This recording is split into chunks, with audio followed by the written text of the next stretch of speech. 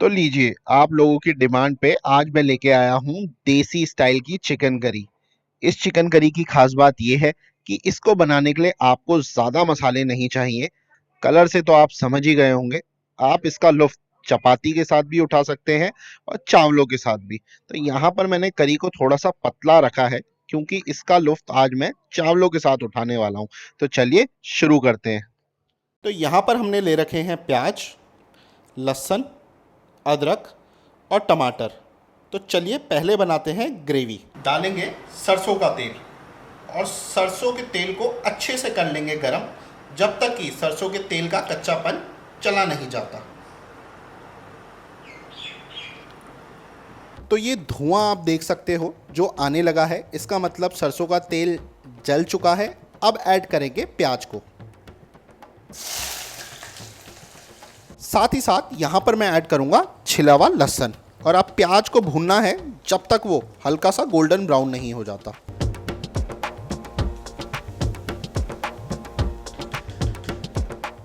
तो यहाँ पर आप लोग देख सकते हो प्याज हल्का हो गया है, ब्राउन होने लगा है। इस स्टेज में हमें ध्यान रखना है कि प्याज को हम रेगुलरली हिलाएं। इससे क्या होगा, जो प्याज है वो इवनली ब्राउन होगा। अब मैं डालूंगा इसके अंदर कटा हुआ अदरक और प्याज को हिलाऊंगा 1 से 1.5 मिनट तक, और जब तक हमारा प्याज अच्छे से ब्राउन नहीं हो जाता। तो यहाँ पर आप लोग देख सकते हो प्याज बढ़िया से ब्राउन हो चुका है। इसके अंदर मैं ऐड करूँगा थोड़ा सा पानी और फिर डालूंगा पिसे हुए मसाले। तो यहाँ मैं ऐड करूँगा धनिया पाउडर के 1.5 चम्मच। साथ ही साथ मैं डालूंगा कश्मीरी चिली का 1 बड़ा चम्मच। थोड़ी सी डालूंगा हल्दी और डालूंगा स्वाद अनुसार नमक। अब मसालों को तब तक भूनना है जब तक खुशबू ना आने लगे, और ध्यान रखना है कि मसालों को जलाए ना। अगर मसाले जल जाएंगे तो मसालों की आएगी कड़वाहट। तो यहाँ पर मसाले अच्छे से भुन चुके हैं। अब गैस को बढ़ा लेंगे, थोड़ा सा तेज कर लेंगे और इसमें ऐड करेंगे टमाटर।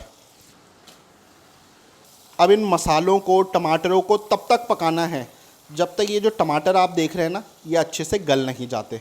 तो अब हमें भूनना है मीडियम आंच पे ग्रेवी को कम से कम 15 से 20 मिनट तक।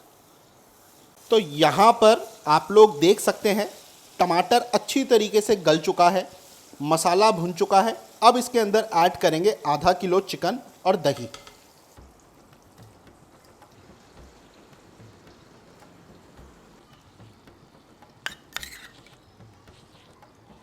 और अब चिकन को भूनना है मीडियम आंच पे कम से कम 10 से 15 मिनट।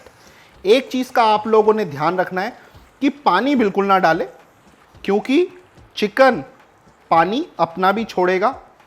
काफ़ी लोग यहाँ पर गलती करते हैं कि पानी डाल देते हैं शुरुआत में, और फिर जो चिकन करी बनती है वो बनती है एकदम पानी पानी।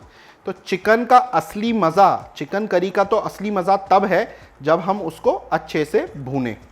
अब यहाँ पर ऐड करेंगे थोड़ा सा नमक और चिकन करी मसाला पाउडर।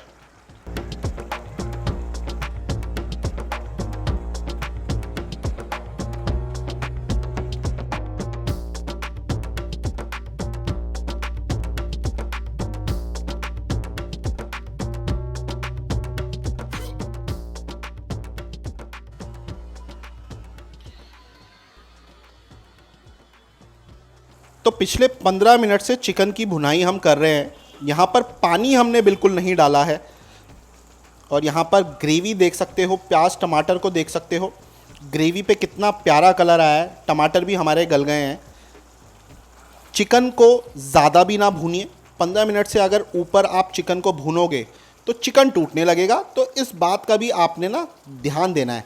एक बार ग्रेवी में कुछ इस तरीके का रोगन आ जाएगा और चिकन की भुनाई हो जाएगी, तो अब चिकन को ज़्यादा नहीं भूनेंगे। अब इसके अंदर डालेंगे पानी और दम लगा के छोड़ देंगे लगभग 10 से 15 मिनट और धीमी आंच पे। तो आधा किलो चिकन के लिए यहाँ पर मैं डालूंगा 1 कटोरी पानी, और ये 1 कटोरी पानी बहुत है। डिपेंड करता है कि आप लोग कैसी ग्रेवी चाहते हो। आप पतली ग्रेवी चाहते हो, आप गाढ़ी ग्रेवी चाहते हो। तो यहाँ पर आज हम थोड़ी सी गाढ़ी ग्रेवी रखेंगे, इसलिए मैं ज़्यादा पानी नहीं डाल रहा। अगर आप लोगों के घर पे मेंबर ज़्यादा हैं तो आप पानी और भी डाल सकते हैं। देखेंगे 1 कटोरी पानी डालने के बाद आधा किलो चिकन में ग्रेवी कैसे बनती है। अब ढक के पकाना है, जैसा कि मैंने बोला था 15 मिनट और धीमी आंच पे।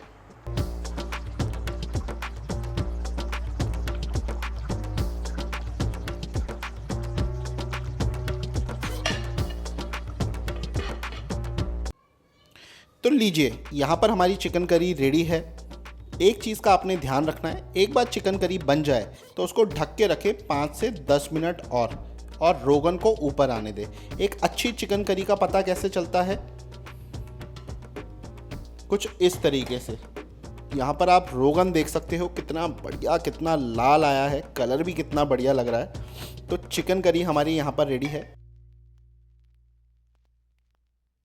मैंने थोड़ी सी पत्ती रखी है चिकन करी को। चावलों के साथ खाना है, अगर आपको रोटी के साथ खाना है तो आप इसको थोड़ा सा गाढ़ा भी बना सकते हैं। कहने का मतलब ये है कि जो हमने 1 कटोरी पानी यूज़ करा था, आप आधा कटोरी पानी यूज़ कीजिए। तो अगली बार मिलेंगे एक बढ़िया रेसिपी के साथ। तब तक जय हिंद दोस्तों।